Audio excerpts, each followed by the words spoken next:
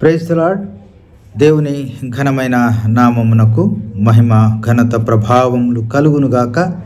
వేకుజాం ప్రార్థన. రండి ఒక ఆరాధన గీతం పాడుకుందాము. యెహోవా మహాత్యము గొప్పది ఎంతో, యెహోవా మహాత్యము గొప్పది ఎంతో, గ్రహింపశక్యము కానిది, గ్రహింపశక్యము కానిది. తప్పిపోతిమిలలో గొర్రెలను బొలియు, తప్పిపోతిమిలలో గొర్రెలను బొలియు, తప్పులెన్నో చేసి శిక్షార్హులమైతిమి, తప్పులెన్నో చేసి శిక్షార్హులమైతిమి. అర్పించెను ప్రాణము మంచి కాపరి అయి, అర్పించెను ప్రాణము మంచి కాపరి అయి, గొప్ప రక్షణనిచ్చి ఉద్ధరించెను, గొప్ప రక్షణనిచ్చి ఉద్ధరించెను. యెహోవా మహాత్యము గొప్పది ఎంతో, యెహోవా మహాత్యము గొప్పది ఎంతో, గ్రహింపశక్యము కానిది, గ్రహింపశక్యము కానిది. ఈ దిన వాగ్దానపు వాక్యము చదువుకుందాము. దానియేలు గ్రంథము 4వ అధ్యాయము 37వ వచనం. పరలోకపు రాజు యొక్క కార్యములన్నీ సత్యములు, ఆయన మార్గములు న్యాయములై ఉన్నవి.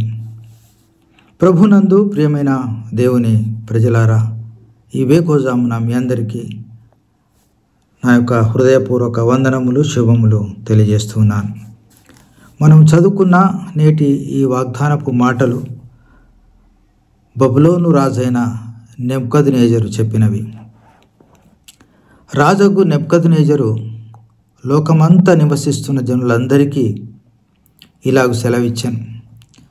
తనను తిరిగి బబులోను దేశమునకు రాజుగా నియమించిన మహోన్నతుడగు దేవుడు నా ఎడల చేసిన అద్భుత కార్యములను, సూచక క్రియలను మీకు తెలియజేయుటకు నాకు మనసు కలిగనని అంటాడు.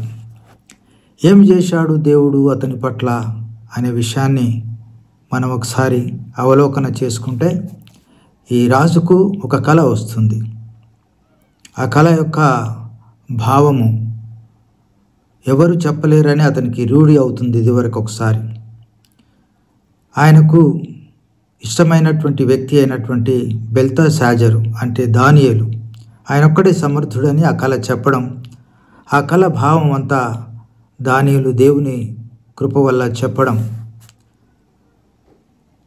ఆ చెప్పిన విషయాల్ని దృష్టిలో ఉంచుకొని నెబుకద్నెజరు జాగ్రత్తగా ఉండవలసింది పోయి, తను గర్వించిన వాడై ఆయన ఏం చేశాడంటే ఆ మహానగరం వైపు చూసి,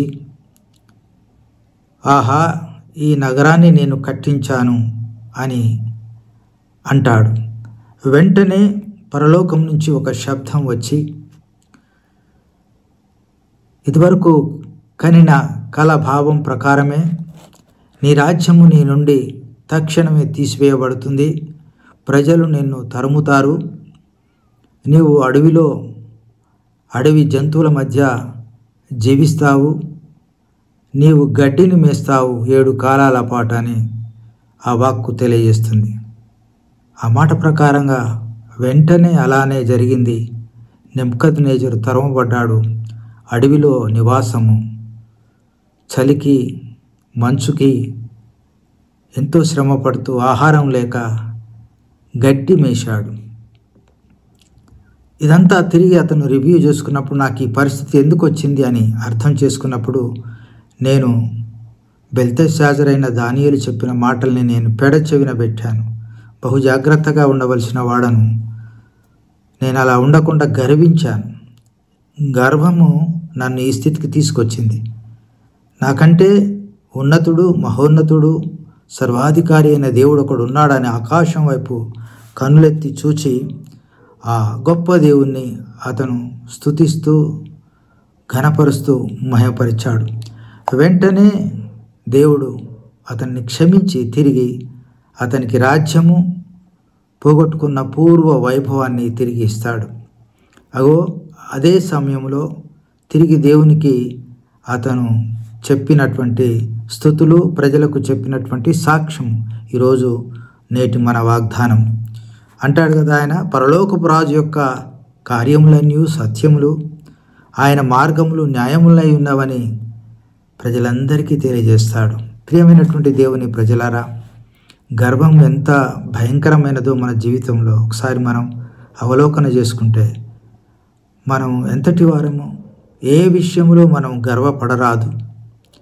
నీకు చదువు ఉన్నా, నీకు ఉద్యోగం ఉన్నా, నీకు ఆస్తి ఉన్నా, నీకు అందం ఉన్నా, నీకు ఇంకేమైనా ఇతరులకు లేనివి నీ దగ్గర కలిగి ఉన్నా, వాటిని బట్టి నువ్వెన్నడూ గర్వించరాదు. ఇవన్నీ కూడా నాకు దేవుడు ఇచ్చాడు, ఆయన కృప అని మనం చెప్పాల్సిందే.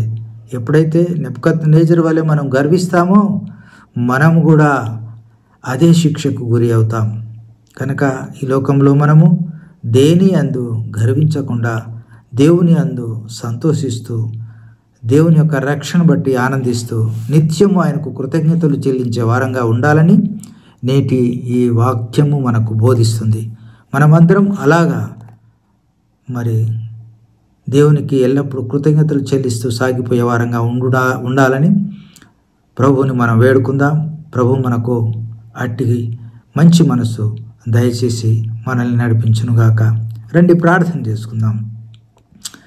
ప్రేమ కలిగిన మా ప్రియ పరలోకపు తండ్రి, మహోన్నతుడా, నీకు వందనాలు, స్తోత్రాలయ్యా. నేటి వాక్యం ద్వారా మాకు ఒక పాఠాన్ని నేర్పినందుకే స్తోత్రములు.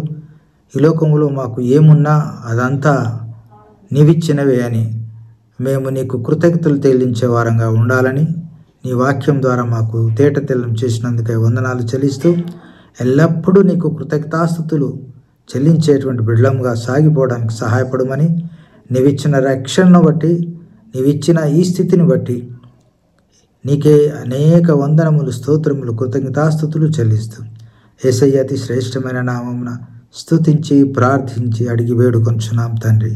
ఆమేన్. Praise the lord.